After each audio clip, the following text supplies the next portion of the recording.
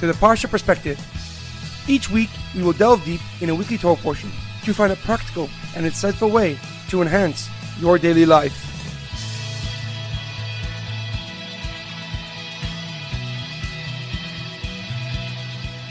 Thank you for tuning in. My name is Shalom Yamini. Each week, we will look into the weekly Torah portion to find inspiration that will complement your daily life and intensify your connection to God. This week's Parsha Perspective is being sponsored by Ariel and Sarah Hess and family. May Hashem bless the entire family with much health, success, and prosperity. This week's Parsha Perspective is also dedicated to my great-grandmother, Fruma Bas Binyamin. May her Neshama have an Aliya, and may her memory be a blessing for my family and the entire Jewish people. If you or someone you know would like to sponsor a week of the Parsha Perspective, please email us at theparshaperspective@gmail.com. This week's Torah portion is Parshas Emor. Our Parsha begins with a few laws pertaining to Kohanim. Specifically, a Kohen is commanded to remain pure at all times and can only become impure for the burial of specific relatives. This law is applicable even till today, which is why Kohanim almost never enter cemeteries. The Torah continues with many laws concerning the sacrifices, such as the minimum age at which an animal can be used, or which blemishes disqualify it.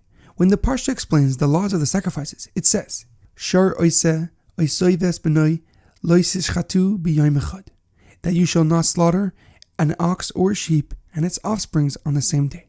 3 psukim later it says, Loisischalalu eshem kochi v'nikdashti b'soich b'nei Yisrael ani Hashem mekadeschem.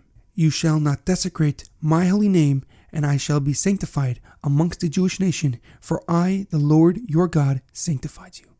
However, a question comes to mind. Why did the Torah say not to desecrate God's name immediately following the law of not slaughtering a mother and her calf on the same day? The Talmud in Yevamos 79a states that David HaMelech said there are 3 characteristics which distinguishes the Jewish people. We are merciful, we are bashful, and we are kind. The Maharal in Netivas Olam writes that these 3 characteristics were given to the Jewish people to distinguish them as descendants of the first forefather Avraham Avinu. He explains that the reason Hashem commanded the Jewish people not to slaughter a mother and her calf on the same day is to remind us to be merciful to all creatures, for they are all Hashem's creations just like us. The Rambam in Moreh Nevuchim writes that the same rationale can be applied to the mitzvah of Shiluach HaKan, the commandment of sending away the mother bird from its nest, so she shall not feel pain when you take her young. He writes that the reason in both scenarios is that Hashem is reminding us to be kind to His creations and not cause unnecessary suffering. This is why the pasuk says, you shall not desecrate my holy name. Hashem is telling the Jewish people that if you do not adhere to this commandment, it is a desecration to God Himself, for it shows a lack of sensitivity towards God and His creations. Being kind and compassionate is a core component of our community. We instill in our youth the mindset of being compassionate to every person, even if we do not know them. However, that does not only apply to people, but rather to all life on earth. We must believe that everything is created by God, and therefore has inherent value that is far beyond our own understanding. In our daily life, we must be kind and compassionate towards one another, even if someone is not deserving of such kindness. One seemingly small good deed, or a smile and a good morning, may have a drastic effect on a person's life.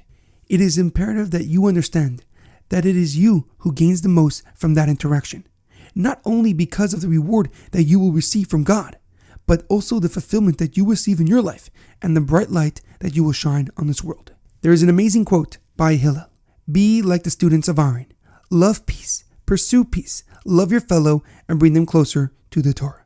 Have a great weekend and good Shabbos.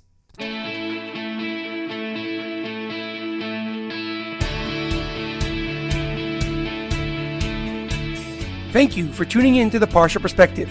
Check out our website, theparshaperspective.com. Send thoughts and comments to theparshaperspective@gmail.com. Till next time, thanks for listening.